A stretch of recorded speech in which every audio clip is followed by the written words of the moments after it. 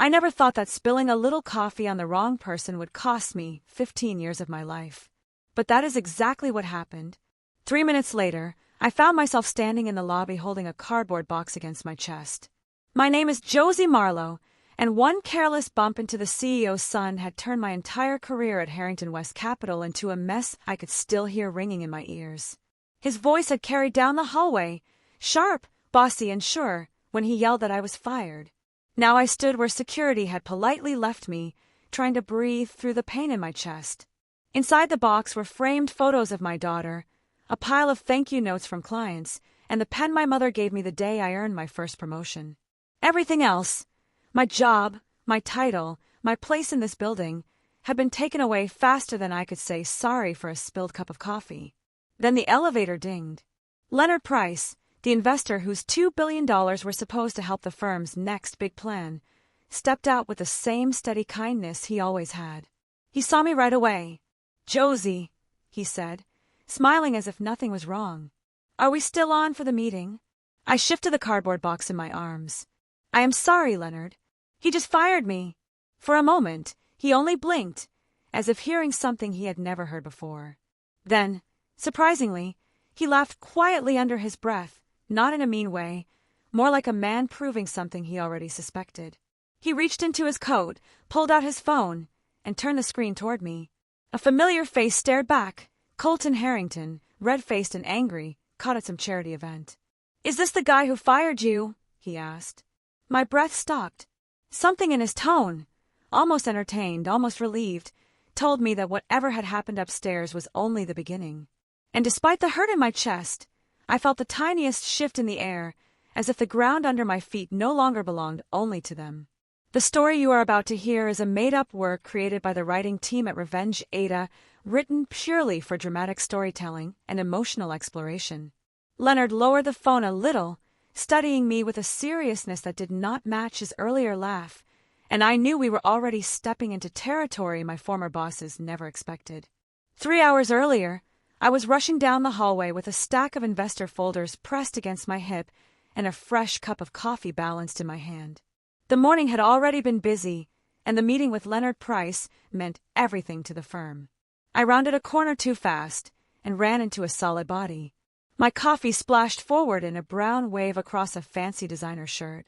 Colton Harrington jerked back as if I had burned him. "Are you kidding me, Josie?" His voice shot up, sharp enough to freeze the worker nearby. "I am so sorry, Colton. I should have slowed down." I reached for napkins, but he slapped my hand away. "Do not touch me," he snapped. "You think this is funny? You think you can embarrass me before a major meeting?" "I was preparing for the same meeting," I said quietly. "Let me get a towel." "I do not want a towel," he barked. "I want you to stop pretending you run this place." I felt a familiar sting, years of him being angry at every investor who skipped him to talk with me. Every moment his father trusted my judgment instead of his excitement. "Colton, it was an accident. I can fix this." "No," he said, stepping closer, his voice rising with every word. "You cannot fix anything. You do not listen. You push me aside. You walk around like you built this firm." "That is not fair," I said, trying to keep my voice steady. He threw his hands up. "Do you know who my father is?" "You are fired, Josie." "Fired." Silence rolled through the hallway. People stared, but no one moved. HR arrived within minutes, brought in by the shouting. "Let us step into a conference room," the HR manager whispered. Colton pointed at me like a judge giving a sentence. "Make it official." They did not give me paperwork yet, just promises that formal papers would follow. I nodded because my throat refused to work. Beneath the embarrassment, something hot and sharp was waking in me. The workers, still watching, knew exactly what they had seen, even if none of them dared react. I stood in my office with the door closed, staring at the empty shelves as if they belonged to someone else. My nameplate still sat on the table, but everything that mattered now had to fit inside a cardboard box. I picked up the framed photo of my daughter on her first day of college. She had 1 year left, and her school payments were due in 6 weeks. I wrapped the frame in a folder and set it inside the box. "This is unbelievable," a soft voice said from the doorway. It was Marcy from accounting. She stepped in and lowered her voice. He has been trying to push you out for months. Everyone knows it. He just needed something loud enough. I spilled coffee, I said, forcing a tight smile. She shook her head. It could have been anything. He wants his friend in your chair. I let out a slow breath. It is done now. Marcy hugged me quickly, then disappeared before anyone noticed she had stopped by. I kept packing, the pen my mother gave me when she could still remember what days of the week meant. The small glass paperweight Leonard once brought back from a conference. The pile of handwritten notes from clients thanking me for fighting to protect their money. Each item pressed against my chest in a different way. A knock sounded. William, the security guard who had known me since my first day, stepped inside. Josie, he said gently, they want me to walk you out per rules. I understand. He nodded toward the box. Take your time. I will be right outside. When I finally stepped into the hallway, William walked beside me but kept a respectful distance. In the lobby, he paused. If you need a minute before heading out, no one will bother you. I clutched the box tighter. Meeting the investor now felt impossible, but disappearing without explaining felt even worse. I stood still, unsure, until a familiar voice broke through the noise behind me. Josie, there you are. I turned, the box still tight against my ribs, and saw Leonard Price walking through the lobby with his easy stride. He looked at me, then at the cardboard box, and his smile faded. Josie, he said softly, tell me this is not what it looks like. I lowered my eyes. I was fired this morning. For what? His voice stayed calm, but something sharp moved underneath it. Colton! I spilled coffee on him. He made a scene. HR followed him into it. Leonard let out a slow breath that sounded more like disappointment than surprise. I had a feeling something was off, he whispered. I have been getting mixed messages for weeks. Then someone from the firm sent an email saying today's meeting was canceled. My head snapped up. Canceled? No one told me that. That is why I came in person, he said. I wanted to see who was lying to me. The words settled between us, and for the first time since the shouting in the hallway, I felt my spine straighten. It was not me. I know, he said. He studied my face, searching for something. Your work has never been the problem.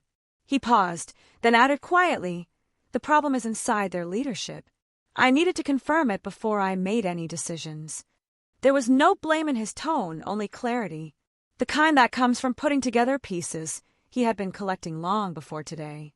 Walk with me, Leonard said, nodding toward the glass doors. We should talk somewhere less crowded. I glanced at William, who gave me a small nod as if to say it was all right. Leonard held the door open for me. Let us step away from all this noise. His voice carried a weight I had not heard before, and I knew he had been keeping more to himself than I realized. Leonard and I crossed the street without speaking. He led me into a small cafe where the noise was low enough that conversation stayed private. We sat in a corner booth, my cardboard box resting beside me like a reminder of everything I no longer had. He folded his hands. Josie, I did not come here today to finalize anything. I came because Harrington West has been sending up warning signs for months. I looked at him, unsure what he meant. There have been sudden changes, he continued. Financial reports that say different things than earlier statements. Growth plans that look good on paper but fall apart the moment I ask real questions. Every road leads back to Colton. My breath caught. You think he is changing the reports? I think he is desperate to prove he belongs in a room he is not ready for, Leonard said. And that makes him dangerous. He leaned back slightly, studying me. I needed to know whether the firm still deserved a partner willing to place $2 billion under their care. I suspected they did not. I let the words settle. Losing my job had felt personal, but now I could see the bigger picture behind it. He did not fire me because of the coffee, I whispered. He fired me because I have seen too much. He is afraid I would warn you. Leonard nodded once, as if that matched his own thoughts. Then he leaned forward, elbows on the table. Tell me what you have seen. Off the record. I hesitated. Loyalty had defined my career. Loyalty to the firm, to the leadership, to the people counting on me. But loyalty had not been returned. I spoke quietly. There are decisions being made that do not match up with the health of the company, and they all start with him. Leonard's jaw tightened as he listened. The air between us shifted, heavy with the weight of what he already suspected. Leonard waited, giving me space to decide how much truth I was willing to share. I set the cardboard box on the floor beside me and placed both hands on the table. There are things I never put in writing, I said quietly. Things that would have started battles I could not win. His eyes stayed on mine. Start where you need to. Colton has been pushing growth loans that the firm cannot handle, I said. I saw plans for markets we have no foothold in and no research for. When I questioned him, he told me to stay in my lane. Leonard nodded once. He also tried to change value numbers on at least 2 portfolios, I continued. I confronted him after catching mistakes. He claimed it was a new model, but the numbers did not follow any accepted way of doing things. When I refused to sign off, he stopped copying me on internal messages. Leonard's jaw tightened. Go on. There were emails, I said. I was forwarded one by mistake. It laid out a plan to push aside senior staff who did not agree with his forward vision. I was at the top of that list. Leonard let out a slow breath. And he wanted me to change investor messages. I finished. Tone down the risk warnings. Push optimism. Skip details until after commitments were made. His face hardened. That confirms more than you realize. I frowned. What do you mean? Another investor pulled out last month, he said. No explanation. Now I suspect they saw the same cracks you did. A chill moved through me. My firing was not a single angry moment. It was part of a structure that had been rotting long before this morning. Leonard leaned forward. If Harrington West falls apart under its own decisions, are you prepared to walk away from it entirely and build something healthier? I did not answer out loud. I did not need to. My silence told him everything. Leonard sat back, his face calmer now, as if a decision had already settled inside him. Josie, I have been watching you handle storms not of your making for years, he said. You never cut corners. You never hit the truth to save yourself. People like you do not just manage money. You protect it. I folded my hands in my lap. That is what the job required. No, he said. That is what integrity required, and integrity is rarer than money. He paused long enough for me to feel the weight of the moment. Then he continued. I am pulling my $2 billion from Harrington West. Not tomorrow, not next quarter, today.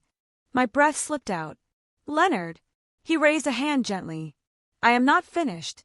I plan to use that same $2 billion to build something new. An investment company built on honesty and transparency, not vanity projects and inflated numbers. And I want you to lead it with me. The words struck harder than the firing had. Lead it. Leonard, I just lost my job. My reputation may not survive this morning. Your reputation is the reason I am doing this, he replied. Long before Colton made you a target, I saw how clients trusted you, how you understood risk more deeply than the people writing the models. You are the kind of leader people follow without being told to. I stared down at my hands, feeling the conflict twist through me. 15 years of loyalty. 15 years of building something I thought I belonged to. And they had thrown me out in the span of a single sentence. You do not have to answer now, Leonard said. Take one night. Think about your mother, your daughter. Think about what you could build if no one stood in your way. I looked up, finding him watching me with quiet certainty. He had already made his choice. The next choice was mine. By the time I woke the next morning, Leonard had already acted. My phone buzzed with 3 messages from former coworkers, each one more frantic than the last. Before I could respond, Leonard called. It is done, he said. The full $2 billion has been withdrawn. The board received official notice at 7 o'clock. I sat on the edge of my bed. How did they respond? With panic, he replied. As expected. Within an hour, the story spread through Denver's financial circles. Rumors swirled of emergency calls, board members scrambling for explanations, and workers trying to understand why the firm's most reliable investor had walked away so suddenly. Colton tried to strike first. He sent a mass internal email claiming I had mishandled investor relations, putting the deal at risk. He framed himself as the one trying to prevent further damage. Leonard forwarded the email to me with a short note. Watch this. He then sent the same email to the board along with a private memo he had kept for weeks. It contained timestamps of Colton canceling meetings, changing communication chains, and pressuring Leonard to send all questions through him alone. Every attempt at trickery was documented. By noon, The board called an emergency meeting. Leonard's memo circulated quietly among senior partners. No one defended Colton. No one could. At 2 o'clock, another message lit up my screen. It was from William, the security guard. "He is gone, Josie." They made it public. Effective immediately. Colton had been walked out of the same lobby where I had stood only a day earlier, clutching a box and trying not to let my hands shake. This time, no one looked away. The truth had finally spoken louder than the person who tried to bury it. By the end of the week, Harrington West was unrecognizable. A restructuring announcement went out before sunrise, followed by a short memo confirming that the CEO would be stepping out of his role. No one believed it was voluntary. Shareholders had demanded answers, and the board had chosen survival over loyalty. Colton's name began circulating through Denver's financial district with a tone that was half disbelief, half dark humor. I overheard someone on the light rail mutter, "That is the coffee disaster guy," as if the story had already become local legend. Former coworkers reached out, some cautiously, some tearfully. Marcy called first. "I just wanted to say thank you," she whispered, "for telling him the truth, for standing your ground. We all saw what he was doing, but none of us could say anything." Another analyst messaged me saying, "You did not burn anything down. You exposed a fuse someone else lit." Their words steadied something inside me. Leonard met me in his temporary workspace 2 days later. He slid a folder across the table. "This is the formal offer. Executive Director, full authority to build the team you want." My hands trembled as I signed. A career I had thought was ending was beginning again. And this time on ground that was finally solid. I visited my mother with a bouquet of soft pink roses. She looked up from her chair, confused for a moment, then smiled when she recognized my voice. "You sound lighter," she said. "I think I am," I replied, sitting beside her. That night, my daughter called. The moment I told her I had accepted a new role, she started crying, a mix of relief and pride that warmed my chest. When I hung up, I realized that stepping into leadership meant creating something stronger than the place that had broken apart around me. On my first morning at the new firm, I found myself thinking back to that lobby.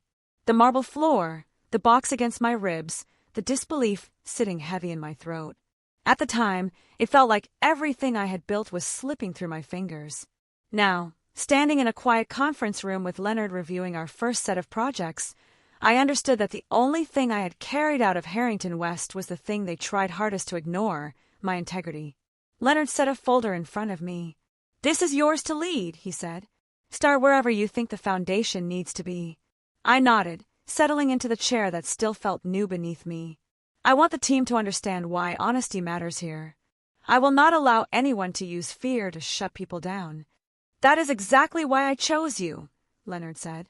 His tone held no grand announcement, just steady trust. Later that morning, the first candidate walked into my office, an analyst named Priya who had crossed paths with me years ago. "I heard you are building something different," she said. "I want to be part of that." "Then you are welcome here," I replied. "No one succeeds alone." She smiled, and I saw the first thread of the culture I hoped to weave, people who showed up because they believed in the work, not the politics. By midday, I took a breath and let the weight of the past week settle. The downfall of Harrington West had never been my mission. But truth has a way of rearranging the world without needing permission. I did not break the firm. The firm broke under the choices it made long before I ever spilled that cup of coffee. The lesson I carried with me, deeper than any title, deeper than any deal, was simple. When someone tries to reduce your worth, the most powerful response is to build a life where their opinion no longer decides your future.